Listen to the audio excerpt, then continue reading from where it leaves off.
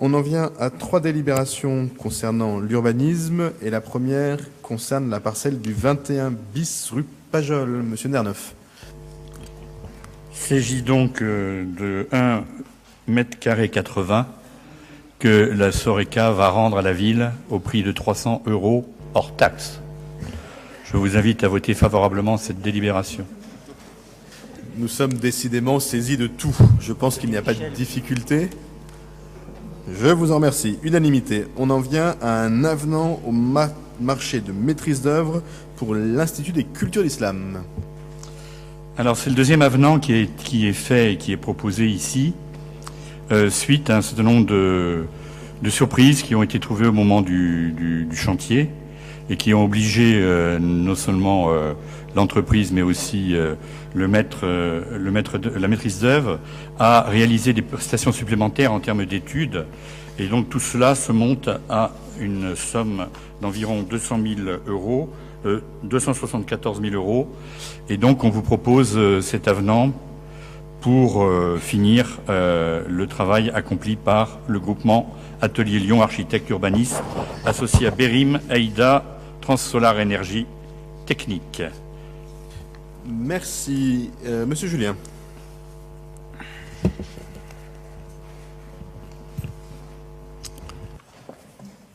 Plus 10%.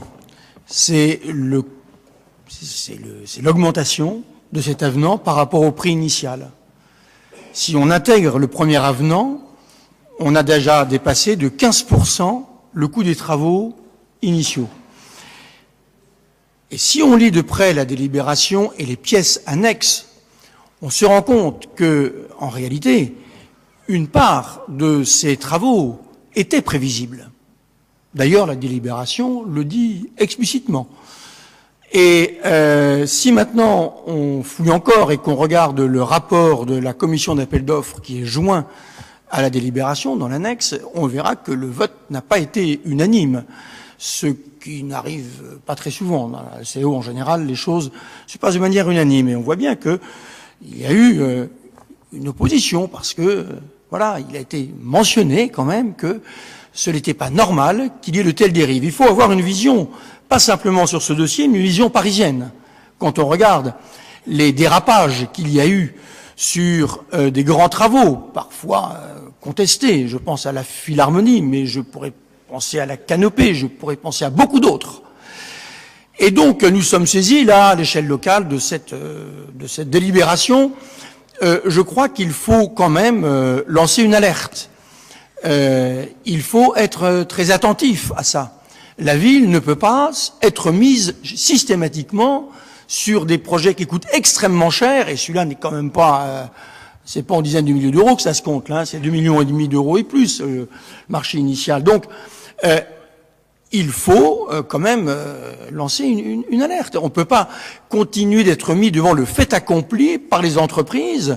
Enfin, je sais pas, notre histoire est riche, je vais pas remonter à l'histoire du canal de Suez, mais enfin, voilà. Donc, c'est la raison pour laquelle il n'est pas question, évidemment, pour les écologistes de bloquer ce projet que nous soutenons, que nous approuvons, etc. Mais enfin, il faut quand même marquer le coup. C'est pourquoi nous allons nous abstenir exceptionnellement sur ce projet pour dire à haute voix, fortement, ce que je viens de vous dire aimablement.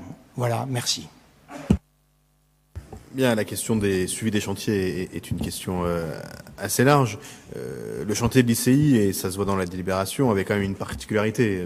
C'est pas exactement le même projet que le projet d'une école qu'on a l'habitude de faire, et donc il y a aussi un certain nombre de contraintes qui sont liées à la particularité fort utile et indispensable même du site qui, moi je partage l'idée qu'il faut surtout être le plus précis possible et ne laisser aucun coup dériver.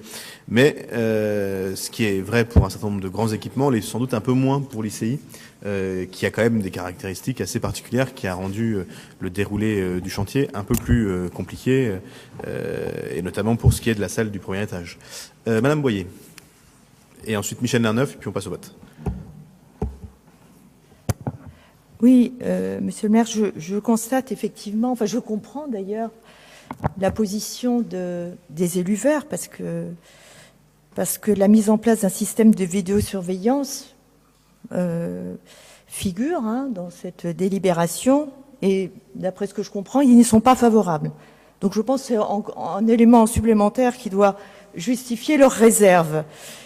Pour notre part, nous allons également nous abstenir, car effectivement, nous considérons qu'il faut quand même maîtriser les dépenses publiques et que les dérapages, c'est quand même pas bon pour le budget. Moi, à titre personnel, alors je m'abstiens 2 fois, tout simplement parce que je ne partage absolument pas les projets qui juxtaposent les activités culturelles et cultuelles. Je pense que c'est une totale erreur de juxtaposer, surtout par les étages, les activités de confession et les activités culturelles. Ça amène une confusion et je pense que dans quelques années, vous verrez, on viendra à séparer tout ça.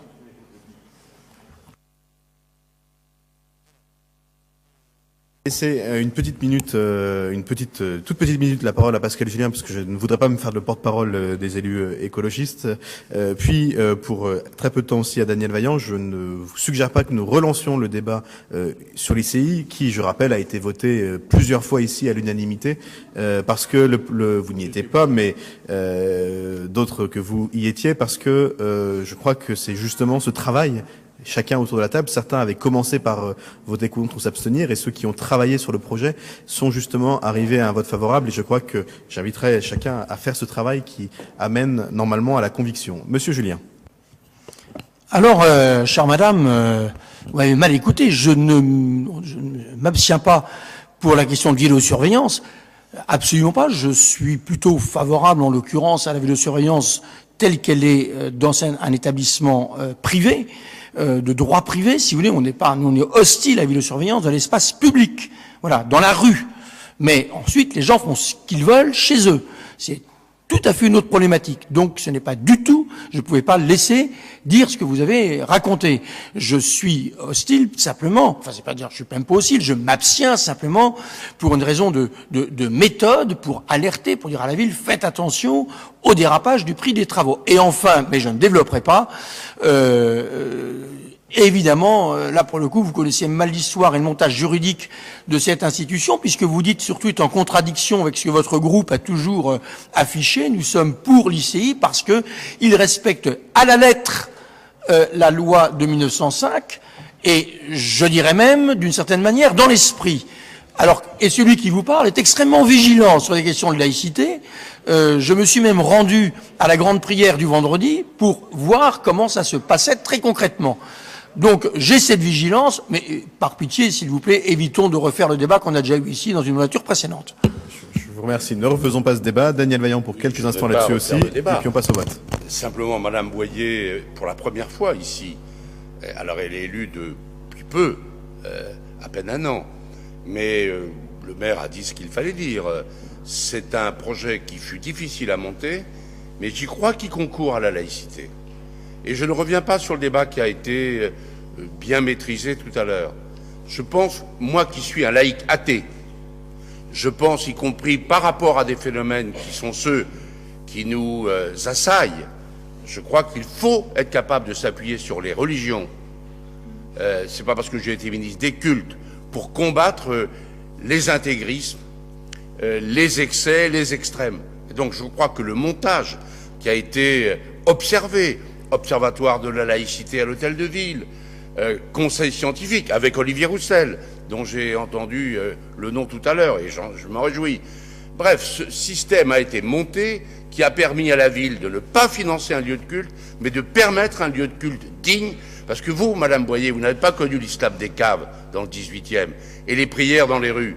Eh bien, moi je pense qu'il est mieux que les fidèles musulmans puissent prier comme ils peuvent le faire rue Doudoville, rue Stephenson, ou comme ils le feront rue Polonceau, puisque le premier adjoint Bruno Julliard, à l'occasion de l'inauguration de la magnifique exposition qui était celle l'autre jour proposée aux uns et aux autres, et qui a un formidable succès, je pense que, au contraire, la coexistence de la loi de 1901 et 1905 est un modèle pour respecter la loi de 1905 et ne pas se heurter à la difficulté qui fait que les musulmans n'auraient pas de droit à un lieu de culte digne, transparent et, à mon avis, qui nous qui nous prévient contre des lieux de culte. On en a connu, Michel, hein, dans les caves, dans le 18e. Eh bien, c'était beaucoup plus préoccupant que l'islam qui est pratiqué dans des conditions conformes à la loi, à l'Institut des cultures d'islam. Donc je m'inscris absolument en faux par rapport à ce que vous avez dit, madame. Bien. Et je rappelle qu'il n'y a pas un euro d'argent public dans le financement du lieu de culte, qui est quand même un modèle du genre. Je ne sais pas si Michel Larnov veut reprendre la parole sur ce sujet. Absolument. Allez-y. On a créé un ovni, quelque chose qui n'existe nulle part ailleurs. On l'a créé dans des conditions longues, compliquées, sans avoir dès le départ l'interlocuteur cultuel. Ça s'est manifesté très tard. Et autant je suis d'accord pour qu'il y ait un effort de fait sur la maîtrise des dépenses pour la plupart des équipements publics que la ville, pour tous les équipements publics d'ailleurs, que la ville construit. Autant là, j'ai quand même une espèce d'explication qui est de dire, voilà, par exemple, je vais vous donner une chose très précise, les toilettes. L'architecte avait fait des toilettes comme on a là actuellement. Et puis, c'est après, une fois que le groupe des Habous s'est manifesté et qu'on savait maintenant quel était l'interlocuteur, ils ont dit, non, nous, il nous faut les trucs à la turque. Bon, hop, ça fait un surcoût. Et il y a eu comme ça un certain nombre de surcoûts qui viennent du fait que l'on créait quelque chose que l'on ne savait pas, que l'on ne maîtrisait pas vraiment, et qui nous manquait l'interlocuteur dès le départ pour travailler sur les plans et sur la structure de ce document, de ce monument, pardon. Voilà ce que je voulais simplement dire, mais je vous invite quand même à voter cette délibération. Je vous en remercie et nous serons évidemment très vigilants parce que c'est la moindre des choses pour les équipements publics et notamment pour la suite de l'ICI. Sur cette délibération, donc qui est pour? Qui est contre? Qui s'abstient? Elle est adoptée.